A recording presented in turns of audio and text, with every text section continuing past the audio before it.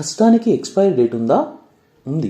అది ఎలాగో ఒక చిన్ని కథ ద్వారా మనం ఇప్పుడు తెలుసుకుందాం. ఒక ఊళ్ళో రాము మరియు సోము అని ఇద్దరు స్నేహితులు ఉండేవాళ్ళు. వారిద్దరూ నీళ్లు మోసుకొని డబ్బు సంపాదించేవారు. రాముది సింపుల్ లాజిక్, ఎంత కష్టపడితే అంత డబ్బు వస్తుంది. అందుకే అతను రోజంతా పనిచేసి ఎక్కువగా సంపాదించేవాడు. కానీ సోము కొంచెం భిన్నంగా ఆలోచించేవాడు. ఖాళీ సమయాల్లో బకెట్తో నీళ్లు మోసుకోకుండా ఒక బావి తవ్వడం ప్రారంభించాడు. అది చూసిన రాము నవ్వాడు. అరే, ఇదేం లాజిక్ రా, మనం నీళ్లు మోస్తూనే డబ్బు వస్తుంది కదా, దీనివల్ల ఉపయోగం ఏంటి అని ప్రశ్నించేవాడు. కొన్నేళ్లు గడిచాయి. రాముకి వయసు పెరిగింది, శక్తి తగ్గింది. దానివల్ల పని తగ్గిపోయింది. పని తగ్గితే ఆదాయం కూడా తగ్గింది. కానీ సోము తవ్విన బావిలో మాత్రం నీళ్ళొచ్చాయి. ఇప్పుడు అతనికి నీళ్లు మోసే అవసరం లేదు. బావి నుంచే నీళ్లు వస్తున్నాయి, డబ్బు కూడా వస్తుంది.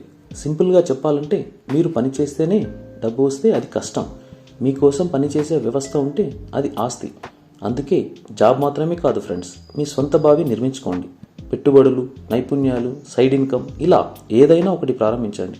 ఇలాంటి మనీ నాలెడ్జ్ కోసం ఇప్పుడే సబ్స్క్రైబ్ చేసుకోండి మన channel money matters Telugu. Thank you. జై హింద్.